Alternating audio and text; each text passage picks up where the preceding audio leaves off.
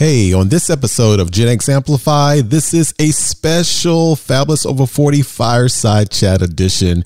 And this time it is my conversation with the wonderful Cate Luzio, who is the founder and CEO of Luminary, which is a membership-based global education and professional networking platform for women and their allies. And yes, this is another great one.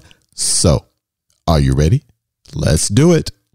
You may have 2-3 more careers than you if you're in that 40s and 50s age. And it's okay to not feel like I've got it all figured out. For Gen Xers, that's what we were told. You got to have it all figured out. I don't have it all figured out. I'm building while flying. Welcome to Gen X Amplified, where we bring you inspirational and entertaining conversations with successful Gen X leaders and entrepreneurs. This is the show created just for you. The powerful generation between the boomers and millennials to help you amplify your story, Maximize your impact, and become Gen Exceptional in business and in life. Now, here's your host, Adrian Porter. Hello, we're back for another Fabulous Over 40 Fireside Chat. So before we get started, my name is Adrian Porter, and I have been waiting to have this conversation for a long time. I've been following this person. I've been watching her magic. I've been watching her impact. And I said, I have to have a conversation with her sooner than later. So my guest today is a former 20 plus corporate finance executive, but is now the founder and CEO of Luminary, a membership-based global education and professional networking platform for women and their allies. Luminary's mission is to address the systemic challenges impacting and affecting women across all industries, while also, check it out, uplifting, upskilling, upleveling, propelling women forward through all phases of their professional journeys. So to discuss this and more, without further ado, please welcome my guest, the phenomenal, the fearless, the fierce female founder who also happens to be fabulous and 40 plus, the amazing Cate Luzio. Cate, what is going on with you? Hey, how are you doing? That was a heck of an introduction. I am glad this is recorded. Yeah, I am going to record this for the legacy and the channels for years to come. But first, I am so honored to have this conversation with you. Again, as I mentioned in the introduction, I've been watching your magic for a while. And also, I tell people I'm a recovering corporate marketer. So after business school, I worked for actually Citi Groups. I know you have finance background. Yeah. And I did 20 years in media. And also, like yourself, I've jumped into the entrepreneurial waters. But that's why I want to have this conversation. But also, I'm always drawn to people who are in this new season of their professional journeys, this new season of mid-career mastery, that they're really utilizing their talents and connecting the dots to change the world, as you are. So, Cate, before we get any further, let's just take a step back. Before we get into all the Luminary stuff, I want to talk about the road traveled and the path to get there. Can you just unpack a little bit about your background, especially the corporate background, and then just talk about that shiny moment when the seed was planted in your mind to found Luminary? Yeah, and it's so good to be here, and I love the energy. So people always tell me, like, where do you get your energy from? So it's always good to have someone with a similar level. So my path is not linear. So a very long story short, I grew up a daughter of an FBI agent and a teacher. I have 2 brothers, one on each side, and I went to college and thought I was going to go be in politics. I was a political science major. And when I graduated, I realized that's not what I wanted to do. And so started my career in a little bit in nonprofit, and then got advice from the CFO of that nonprofit to really go into the private sector, learn a lot of skills, and then I can always go back. And that was great advice to a 22-year-old that really had no idea what they were doing. Started to work in tech. It was the tech boom. It was the late 90s, and had an amazing opportunity to work for a small startup, which I was doing multiple things. Got to travel back and forth to China quite frequently. And then a couple of years later, decided I wanted to get my master's, went to Georgetown at night because I needed a full-time job to afford Georgetown, and no shade to Georgetown. And then I got recruited by a bank. And I had never thought that was not even in my sort of mind that I would go work for a bank. But I also didn't know all of the jobs that existed in a bank. Right. And so I remember still the gentleman that was really recruiting me. And he said, we can teach you the technical things. We want you to come for everything else that you offer. And then I had several years of work experience by that point. So I kind of got into the banking world a lot later than many of my peers, at least peers on my team. What I thought would be a couple of years, see how this goes, was, the better part of almost 2 decades. And I had the opportunity to start in consumer. And then the bank that I worked for was acquired pretty short after by Bank of America, and then moved really right into the wholesale bank, corporate and investment banking within Bank of America, then was recruited several years later by JP Morgan. I moved to London and spent 7 years with them, and then was recruited by HSBC in a global role and spent a couple of years with them. So I loved every job that I did within the banking world. I say this all the time to people that I didn't make this choice around entrepreneurship because I didn't love what I did. I loved what I did. I loved clients. I was always client facing.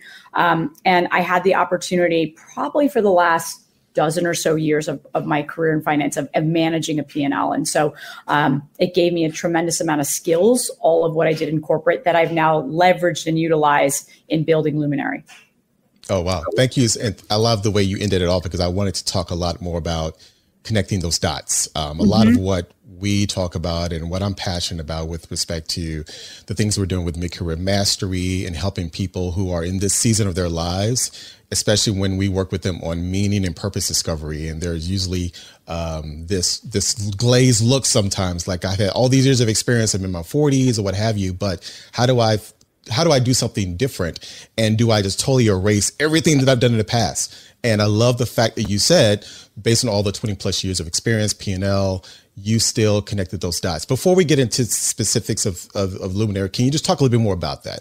What is it about those years of experience working for those banks, professional, even in graduate school, some of the skills and some of the superpowers that you leveraged and learned and cultivated that you use now as with respect to becoming a founder? Sure. I mean, I think that, a couple stand out: relationship building, right? So really understanding and investing in relationships, both internally and externally, which really helped on the client side, but also in navigating these very large institutions. To, leadership, right? All over and over and over, people management, right? Managers aren't often given a playbook to say, here, go manage people. So I spent a lot of time over those years and really, I would say, how to become a better leader and a better manager, watching others, certainly watching the people that I respected within the organization. So leadership, absolutely. Understanding looking at a P&L and understanding, the profitability of a company. But also, I think more importantly was, how to continue to always want to be learning from others so that you could apply those learnings to what you were doing today, but then also longer term. And so I often say, even if I had left my role in banking even 5 years before, I don't think I would have been able to launch Luminary. It really took all of these years of experience, but by the way, not always positive, right? Learning to have difficult conversations, thinking about, times of crisis, the financial crisis and others that allowed you to navigate through that and really show you what you were made of as a manager and a leader. But then also defining within the companies that I worked for, what did I want to do? And that really led to that pivotal conversation that said, I think I want to do something different. Yeah, I would think I want to do something different. You just didn't do something different. You did something magical and meaningful and so far away from, again, the path that you took. So you had, think about it. You had safety, you had security. Absolutely. You had P&L experience. You had the check every 2 weeks, bonuses. I remember those days. Yes, I remember those days. But so Cate, what in the world? What made you think that you could become a founder and start a company? And what made you at that moment? The why, the big question, the why. So if you had asked me even a week before I wrote the business plan, I would have said, "Hey, Cate, you're going to start a company." I would have laughed at you because that was not even in anything that I'd ever thought I could do. I really thrived in a corporate environment. But I had a conversation with one of my mentors, shout out to Don McCree, who runs the commercial bank now at Citizens Bank, but had been my longtime mentor at JP Morgan. He and I were meeting, and he sort of just challenged me and said, do you want to just go or be working for a big bank, or do you want to have a different kind of impact? On the side, I have to, in addition to my job, like many of us that work in corporate America, I was running, leading, sponsoring our women's networks. Right. And I was very invested in talent development, and not just in my organization, but more broadly, and then diversity and equity and inclusion. So that was where I was getting a lot of my purpose and value. Of course, love my clients and everything that we were doing, but I was also seeing the same in talking to the clients. So in that one conversation over drinks with that one particular mentor, he really opened my eyes to challenge myself to my thinking around what could be my next step. And it didn't have to just be in a bank or a big bank. And then in having that conversation, 2 weeks later, we had a separate conversation or around there. And he said, don't think about everything that you've learned that's going to go away if you do something different. You can always go back, right? 2, you are going to take these skills and apply it to whatever you could do next. And 3, you're going to, whatever you end up doing next, you're going to get a whole new set of skills that you're going to have. And that was really that pivotal conversation, which then allowed me to even have the space in my brain to be able to think about doing something different. And then, 8 weeks later, that's when I wrote the business plan. And 8 months later is when we launched. 8 months later. And what year was it that you launched? We technically, the physical space that we have was launched at the end of, was finished by the end of 2018. But our official real launch was January of 2019. So 14 months later, we were, shutting down for a couple of months. But that's and I self-funded the business. So that 8 months was important because it was a fast time frame to build a business, to build a physical space, to get a team together. But I knew that if I tried to raise, and that was always an option, it would take a lot longer. And I'm not a patient person. So I wanted to get going. Wow. So you wrote the business plan, you launched this initially as Luminary, as a physical space. This is pre-pandemic. So all of us had the mindset at that time that physical spaces were fine. Exactly. Yes. Right. No one was getting on Zooms, and we weren't doing this. Right. So it was all about that coming together in a physical location. And it's not it's 15,000 square feet. So it's not a small location right in the heart of Manhattan. Okay. So you launched a business plan. Now, what was your initial vision? And it still could be the same, but what was the initial vision of Luminary? Just talk about the initial vision and then just go further, Cate, about the vision, the mission, and the goal of Luminary. Yeah. So what's interesting is our mission has really never changed. The reason I started it was I wanted to create a community and a platform for women, but not excluding other genders, but with the mission to advance women in the workforce, regardless of professional journey. I was a banker for all those years, but I started in tech. There are lots of people that have different careers, and especially now, there's so many people starting businesses. So why not bring people together that we can knowledge share, that we can learn from, that we can also, again, help to propel forward, make connections, expand your networks, all of the things that we know. There are lots of groups and organizations that are very targeted to C-suite or just for bankers or just for lawyers. Those are all great, but I really wanted to create this community where we're breaking down barriers. And everything that I wanted to do in that physical location was built on not just the community, but the content and the programming that we were delivering. So you could walk in the space and take a workshop on leadership and negotiation. You could walk in the space and have a conversation around mental health, et cetera. So that was the reason that it started that way. But the vision was to really advance women in the workforce. But we can't do that without men. right? And so it's very important. I would not be where I am today in my career without the men that were in not only my corner, but also just generally around me, including my family. And so it was very important to me. It always has been that we are including all versus excluding. I truly feel the worst thing that we can do is keep excluding, because then we're not going to make the progress that we're all trying to. Right. Well, you mentioned men. I mean, you mentioned, was it Dan McCree? Don, yes. Don, excuse me, Don McCree. You mentioned Don McCree at Citizens, and now at Citizens, but JP during your time at JP Morgan.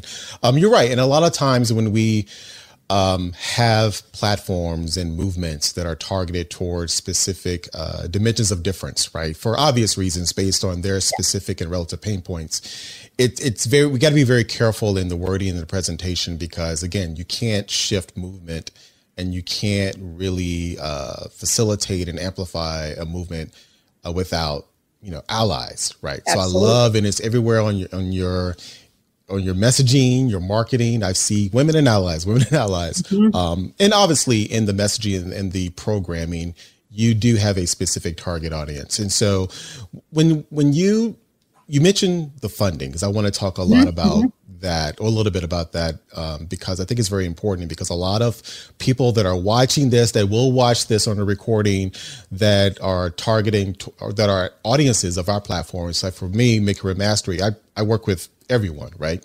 Middle years, but it's interesting.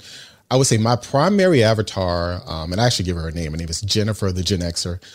It's not a real person, but that's her persona. She's 47 years old, married with 2 kids, first person in her family to go to college, but she's a person of color. Because that tends to be what the people that usually just write in my DMs initially, but she's stuck. She's in the middle period. Mm-hmm. A lot of individuals who are both women and men who are in this season, and a lot of your audiences, many of them, they're tired of the rat race, or they're tired, or they feel stagnant in their career, and they're looking to start a business. However, a lot of the media and the ink just really glorifies, for some good reasons. Yes, that's a great word. Glorify VC culture. Yes. VC, getting on the front page of the press releases. I just secured, a seed round or Series A and millions of dollars. You got to pay that money back, by the way. But can you just talk about your decision to self-fund Luminary and the why, and some of those alternative funding sources that many people may not know about? Yes. So again, I say this in every conversation. I had the privilege to self-fund, right? But not every founder has that. And by the way, 70% of women and women of color do self-fund their business, some out of necessity, some out of they want to control the destiny of their company. When I wrote the business plan and then quickly did the financial projections, and that is very important for anybody that wants to start a company, is some type of business plan and knowing your financials, whether that's the capital you need to start and then that ongoing capital as you build. I realized that I could do it myself. And I like to bet on myself. And so this was obviously a huge risk, but it was a huge bet on that I could do this, and that I knew that there was a need. And so I said, I'm not going to go out and raise. And there are also, to your point, there are other ways to look at and access capital. And I'll talk about that in a moment. The sheer reason why I didn't raise, one was because I could do it. 2 was because I knew that the path to raising, and we'll say VC in this moment, but to getting to that would have taken a lot longer. And I didn't want it to delay what I wanted to do and launch the company. And 3, in this case, and it doesn't mean I'll never raise, but I don't consider us a company that VCs would find us as attractive. And that's okay to say, because it's a very small percentage. But I really wanted to control our destiny, and I wanted to build a profitable and sustainable company before we even considered looking at external capital. Well, Cate, you just brought up something, and I want to, and again, for the audience, you said you felt that Luminary at the time wasn't probably attractive to VCs, and what people, and you can probably speak to this better than me, VCs usually look for a certain type of characteristic for companies that they want to invest. Number one, they're looking to 10x their investment by a certain time period. And it's not for the long haul. It's not slow and steady wins the race. Exactly. It's 10x by X number of years. And far too often, founders, new founders, tend to forget about that one little variable. And then they get to a point where they're stressed, they're overwhelmed, and they're under pressure. And again, not to shift people who want to go that route, totally fine. It's a great opportunity. But I think we as leaders need to have the full conversations. We need to make sure that people understand every perspective, because at the end of the day, your health, your livelihood, your self-care, how you build the business is important. So, for that reason, would you say that you felt that it wasn't attractive because you were looking at this from a longer haul standpoint and you wanted to also control the destiny? Yeah, I think there's two pieces. One, I didn't think we were that target because one, I didn't want to open up 30 luminaries. That was not my plan. Right. So that scale and expansion would not have fit with a traditional, again, looking at some of our other peers. I think the other piece was at the time, we didn't have a big tech component. We didn't have a digital platform. So the business, Luminary itself, has evolved. And maybe I know that would make us more attractive now. But when I look back again and I did a benchmarking analysis, it just didn't make sense. And as I said, there are also other ways to access capital. And I think it's really important that, and you said it, when you take money from anybody, a bank, a friend, a VC, private equity, anyone, there are always strings. You will always have to pay that money back in some way, shape, or form. That's not a bad thing, but you have to understand the strings that are attached. And to try to grow this business on my own, 10 times, I just wasn't ready to sign up for that. And I think that the other piece is, as I said, I wasn't just focused on revenue and growth. I was focused on when do we become profitable, right? And when is the company able to reinvest in the company and continue to grow? And that's what we've done over the last couple of years. Well, that's great. Last couple of years. So let's talk about some of that growth and let's unpack a lot of some of the acquisitions. Actually, one recently was founded by another Fabulous Over 40 person I featured, Spotlight, who's always dropping the ball. I did feature Tiffany Dufu as a Spotlight leader, but she founded the Crew. And can you talk a little bit about that acquisition? Sure. And Tiffany I love when she introduces me to people, because she'll say she's a sister founder, she's a mentor, and she's a friend. And that is exactly what Tiffany is to me. So Tiffany and I met literally a few months into my journey of starting Luminary. I think that the Crew was a few months before us as far as when they started. What's amazing is that for the better part of the last 4 years, Tiffany has built the Crew out of Luminary's physical space in New York. So she and I got to know each other. We got to commiserate founder to founder. We got to go through the pandemic together. I got to go through with her how she was raising and all of the goods and the bads there. And she got to go through with me sort of how we were building Luminary. And then this summer, because she's at Luminary in New York and because we know each other so well, she mentioned that, she was looking for an acquirer. And I said, can I throw my hat in the ring? And she said, really? And I said, yeah. By the end of that day, we had an NDA signed. And then we were on a pretty fast. That day we had an NDA signed. Like I said, I'm not a patient person. I got because I wanted to start evaluating, right, what was in the business. And the Crew to us, we were all, I should have said this in the beginning, while we have a very large B2C model. So we work with individuals now around the world. We also started when we launched with a B2B platform. So we've also always been working with companies, both internally and externally, working with their pipeline and their talent and their people, but also their customers and their clients on the outside, particularly small business owners, et cetera. Tiffany and the Crew had always had this incredible peer coaching model. My clients would come and say, hey, do you have this? And we're like, no, but there's the Crew. We would recommend it. So I always knew I wasn't going to build it my own because why? There were other organizations that had it.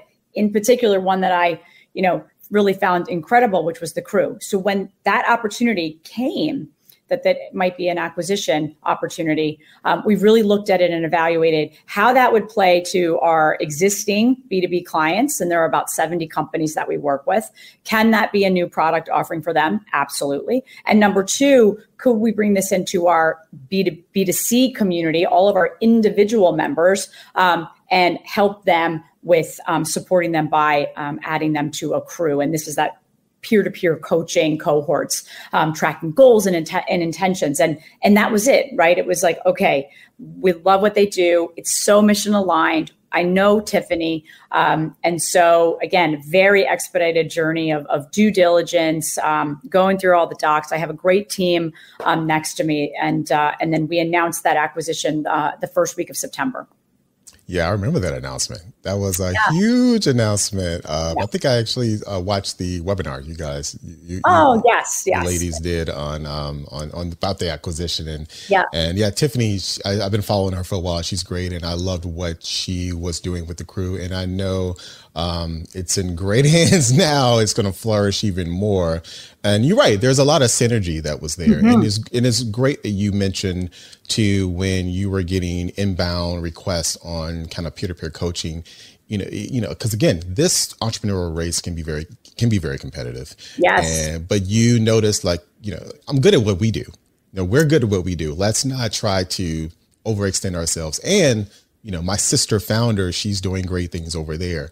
And it was great that you were referring business to the crew. And now it's all one big happy family. Let's talk about that moment of March 2020 when the world changed. And I'm sure your world changed, and for a lot of luminaries as well. How did you approach that shift? Because you mentioned you started in a very physical space. And I'm sure, X number of % of your business was probably sacrificed. And again, I don't know I can assume. Just talk about that moment and how did you and your team pivot to what you all are doing now? Yeah, so 3 kind of critical points. So when we started to hear about, obviously, the pandemic, we actually had one of our members, Luminary members, who's still a member, and she had been in China. And Rebecca, if you're listening, and Rebecca had sent me a WeChat and said, hey, it's a lot worse than I think they're saying in the news. I'm here and I'm living it. So that one sort of message from a member, I got on the phone to my COO, Eric Lerner, and said, okay, what are we doing here? Let's look at every single expense that we have. Because if we have to cut back, if we have to shut down for 2 weeks, right? We all thought that, what are we going to do? So we very quickly, and any founder that I talk to, I say, you got to know your expenses more than anything. And so that was that first kind of, I've got to understand that. The second was, if we have to shut down, what are we going to do, right? We knew people were coming to the space, but why were they coming? Yes, to work and meet, but they were coming for the programming. So I called my intern at 11 o'clock one night and said, hey, do you know anything about this thing called Zoom? Can we get one? And she's like, it's free for 30 days. I'm like, great, let's do it. And before we even shut down the physical space, had already started online programming just to support people that didn't feel comfortable coming in. And then once we were told by the mayor and the governor of New York that, you're shutting down, it was like a gut punch, right? And because no one knew what was going to happen, in the first, I would say 45 days, we lost about 75% of our revenue on the individual side, on the B2C side. And so luckily, we, again, had pulled a lot of levers on all of the vendors that we were working with, our landlord, before we even physically shut down and trying to figure out what was a workable solution. And then, but we knew at the heart of what we were doing, our mission, right? You got to be there for a community in good times and in bad. So we just kept going with our programming. Our team was incredible. And the third point of that sort of the March story is by April, PPP's happening. I have a terrible case of COVID, and we're just trying to make it through. And I got on a Zoom with my whole team, and we had looked at the financials, and I had to make really tough decisions. And I said, I can do this in isolation, or I can do it with you as a team. And we are a team, and it's a startup, and we're growing together. And I said, I can either let you go, and you can claim unemployment. I can furlough you, and then you come back to the job when things get better, or you can take a pay cut And I'm going to leave it up to each of you individually, because this is affecting you personally in your life and everything that was going on. Every single individual just took a pay cut. No one left. They took a pay cut. And then by September of 2020, everyone's salaries were back up to the level that they were from March. So I commended, and I continue that team. Some of them are still with us that really worked through this crisis together. But those were tough decisions.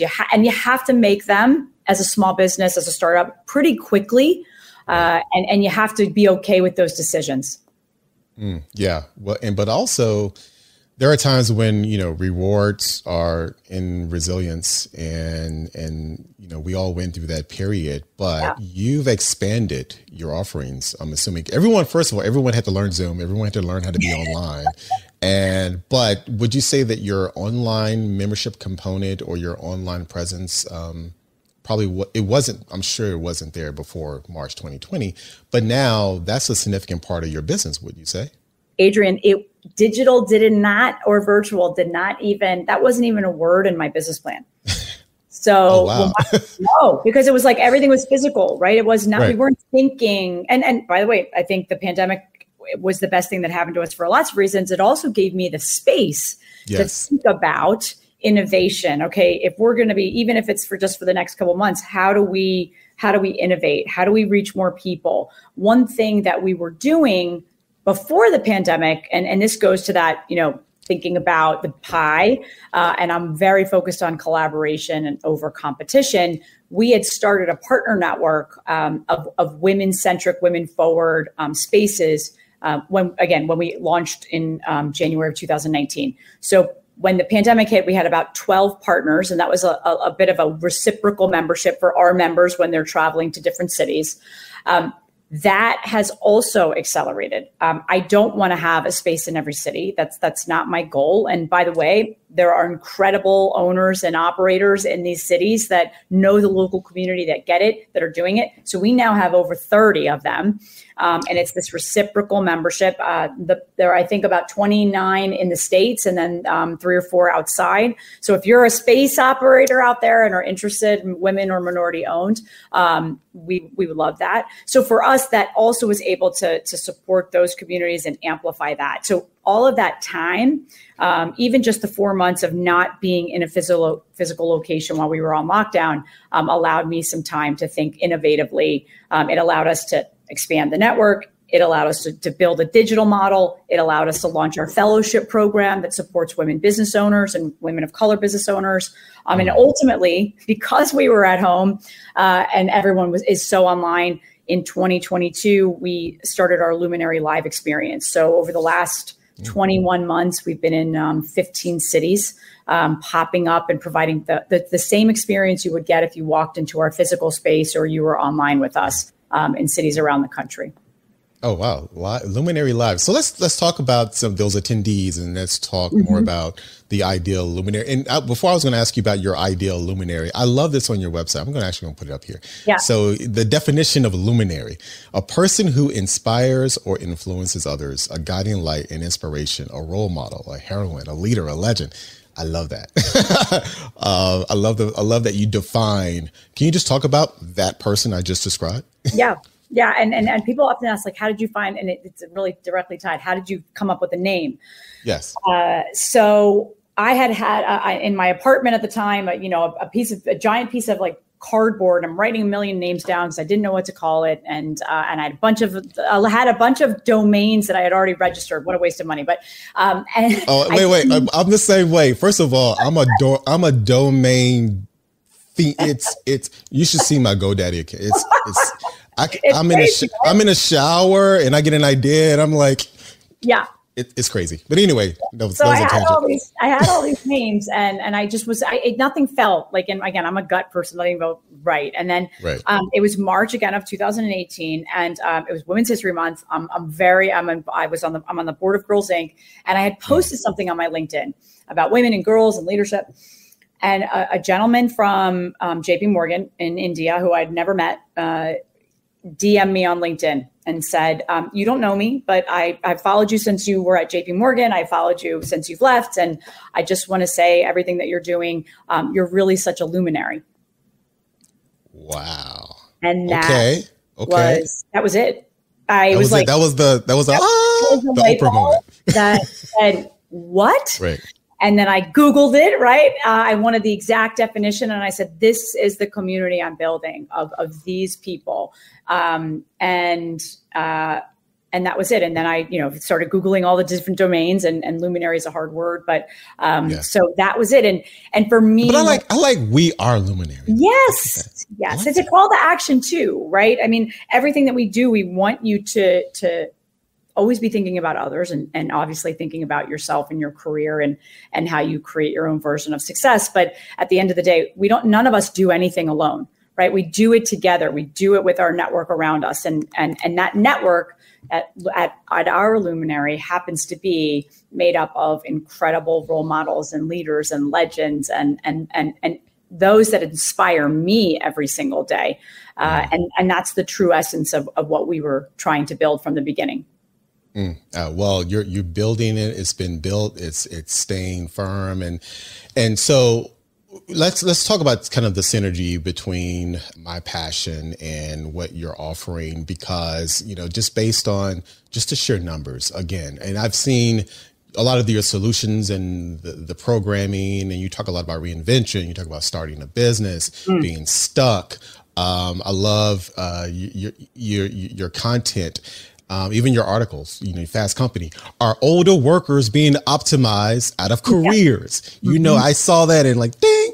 So obviously I focus a lot on age diversity, the middle, because science has proven that during your 40s, there is a heightened level of malaise, and it's natural, it's normal, but I'm just not about, okay, you're going to go through it and deal with it. Let's figure out how to get out of it and maximize and transform that malaise into mid-career, midlife mastery. Yeah. So for luminaries that are out there in their 40s and 50s, especially for women, I know that, we talk a lot about allies, but I want to talk about the woman, because a lot of gaps I've seen in content and platforms that speak to midlifers, which are great.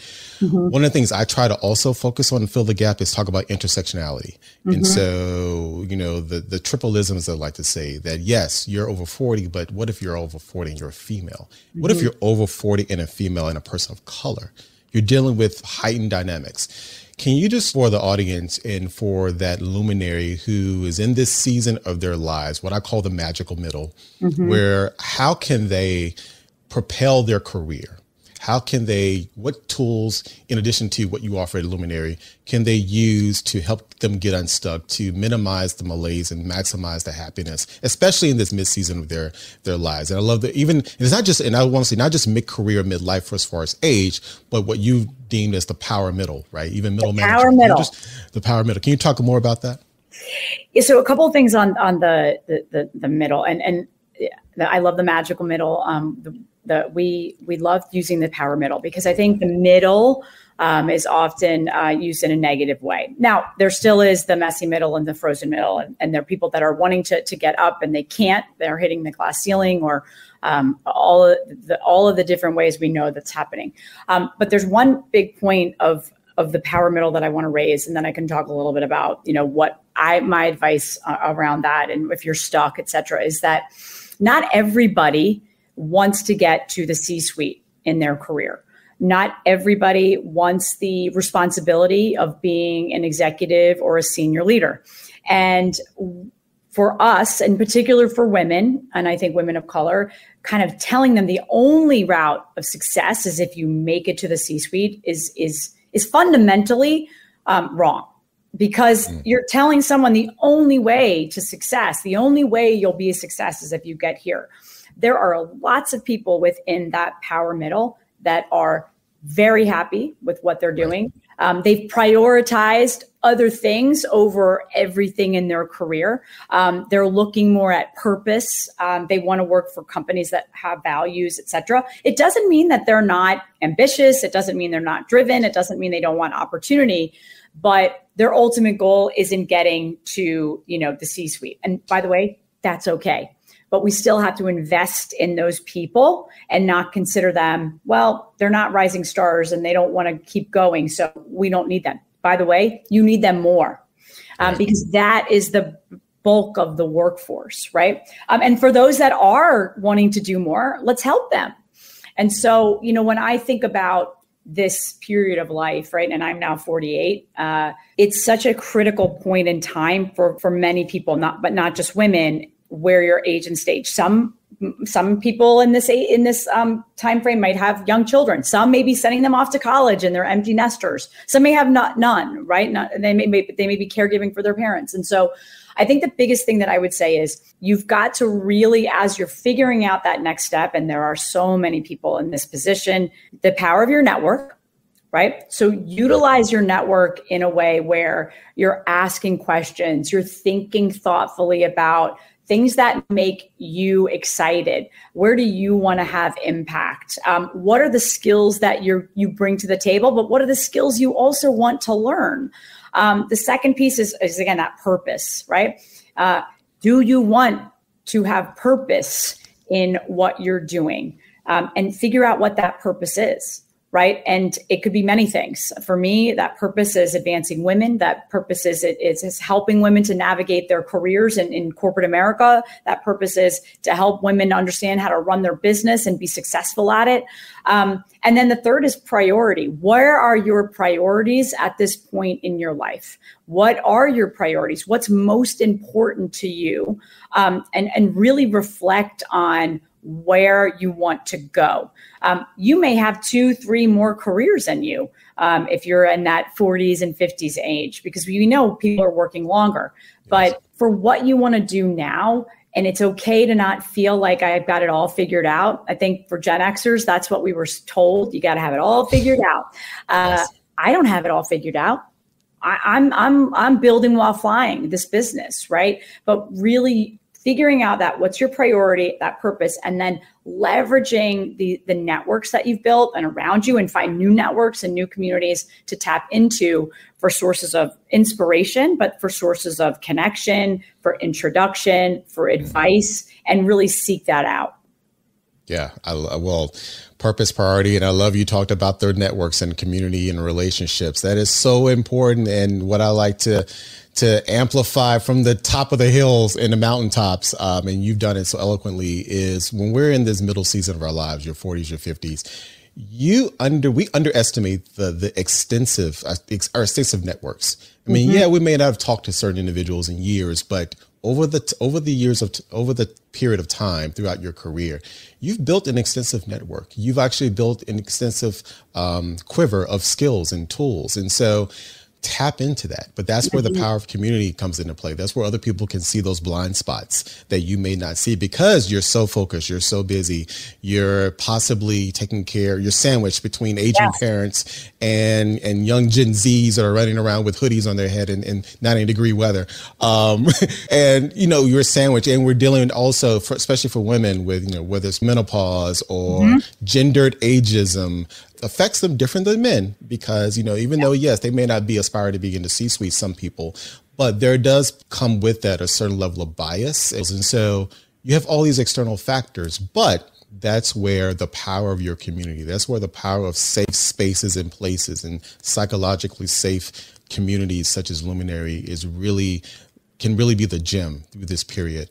Cate, I can talk to you for hours, and I think, you're dropping so many tools and gems. And again, I know that people that are watching this, no matter what gender, if you are a female or an ally of females, there's wisdom there. And yes, you're 48, but your fabulous over 40, and you have there's a lot of wisdom that comes with that. But also what's interesting from your vantage point is that, with a 20+ career in corporate, I loved, and I want to connect back to that dot. Again, we many times undervalue the skills that we've had even 20 years ago, that how they can be applied now. Again, I'm a recovering corporate marketer. Yes. And also I've done other things in the past, but through marketing and branding and being a CMO, what have you, I use those tools to this day. There's tools that you use. For those that are watching, there may be things that you did 10, 15 years ago. If you have a new purpose path, dig into that quiver, utilize the power of your networks, utilize mentors, sponsors, join Luminary, and they will help you see those blind spots and pull out those gems and nuggets in your past. Speaking of gems and nuggets and tools, and also more about you. Yeah. Before I wrap up, there's always a question, because I'm going to connect my dot, because everyone knows that I'm a music junkie. And I've connected the dots in my platform because every time I interview or speak on a platform, I always ask this question of all of my guests because I am a music aficionado. So, Cate, if there was a song that would play every time you walk down the street or enter a room or on stage that perfectly captures your essence, the light that you shine, and the personal brand of Cate Luzio, what would be your own personal theme song? So this is a tough one because I really don't know what that would be if I walked onto a stage. What I can tell you what is my theme song every day when I'm or getting ready for a meeting, or what is, and as a music aficionado, you might not like this one, but is Guns N' Roses, Welcome to the Jungle. Oh, come on. I'm a Gen Xer, first of all.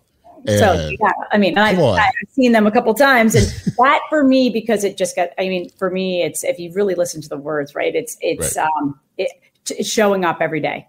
Right. And when you're backed against the wall, you're coming out swinging. And so for me, that maybe that's not like the luminary light, but that is for me, when I think of high energy, and I am high energy, I'm always high energy, and wanting to just give it my all, that is what comes to mind. And I listen, by the way, I do listen to that every single day. Ooh, every single day. Well, first of all, that scream and that riff at the beginning, and that, come on. Yeah. Yes. I like Guns N' Roses. But now I'm going to have to think about it. If I was going on a stage, in essence, I'm going to have to, you know what, I always challenge people, Adrian, this is one thing, by the way, for anybody that's listening, if you're in that sort of, I'm figuring out my next step, I don't know what I'm going to do.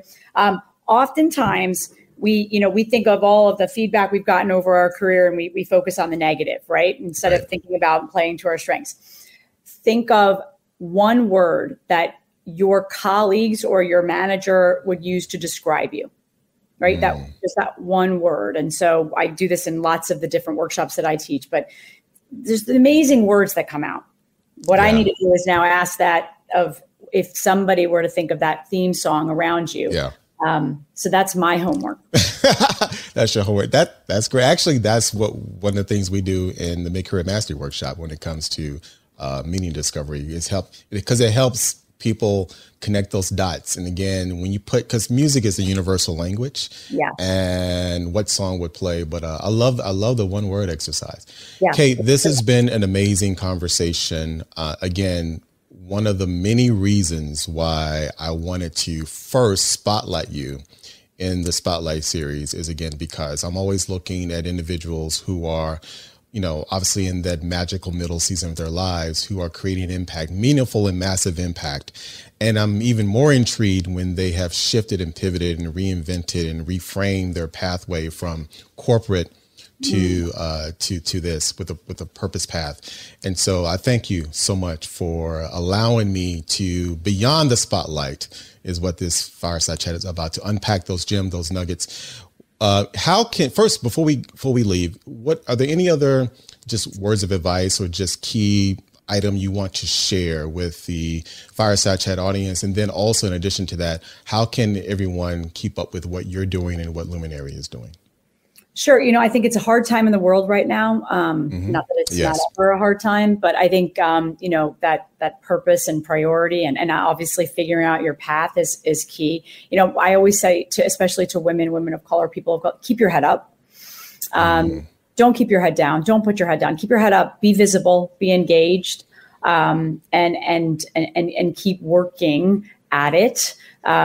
It will come to you, right? And by the way, again, you may have 10 more careers than you. You never know how long you're going to be doing something. And where can people find us? So if you're a company and looking to work with us, the best way is our website, weareluminary.com. And the same for individuals. If you're interested in learning more about Luminary or the crew, which is now part of us, the same, We Are Luminary. You can find us on LinkedIn at Luminary, and then on Instagram at We Are Luminary. And I'm easy. LinkedIn's my best platform, Cate Luzio, Cate with a C. And then on Instagram, same Cate Luzio. We Are Luminary. Cate, you are Luminary. Thank you so much. So are you, Adrian. So. Oh, thank you so much. Look, this has been rewarding for me. And again, I am looking forward to continue to be inspired by what you're doing with Luminary, with Luminary Cruise, everything under the umbrella of the platform. And I wish you much success and significance, even more importantly than just success. Thank you for joining me for another Fabulous Over 40 Fireside Chat. Thanks for having me. Wow. Okay. That was another great conversation with the amazing, the one and only Cate Luzio, who is the founder and CEO of Luminary. They're doing so many amazing things at the platform, and I'm sure you were taking notes if you weren't driving. Hopefully you weren't taking notes while you were driving. But you can always go back and listen and take notes, and also watch the Fireside Chat also on the website, adrianporter.com. But again, another Fabulous Over 40 Fireside Chat edition of Gen X Amplified with Cate Luzio. And I tell you, as I've gotten to know Cate since recording this particular conversation, I am constantly and endlessly amazed and inspired by all the things that she and her team at Luminary are doing in the world of work, and especially when it comes to amplifying and uplifting and serving women and their allies. So again, if you haven't already, make sure you check out all the other episodes of Gen X Amplified, and we are going to be coming back real soon with another season of some amazing conversations with some amazing Gen Xers, that forgotten but very powerful generation between the brilliant boomers and the magnificent millennials. And if you have enjoyed this episode and the podcast overall, again, don't forget to leave a rating and review on Apple Podcasts or whatever podcast platform you happen to listen to. And make sure you also spread the word of Gen X Amplified, and also go to adrianporter.com to check out all the episodes and all the other great things that we're doing with Mid-Career Mastery. And again, thank you so much for listening and supporting Gen X Amplified, the podcast dedicated to you, the very powerful and exceptional generation of leaders and bridge builders in today's world of work. As always, take care.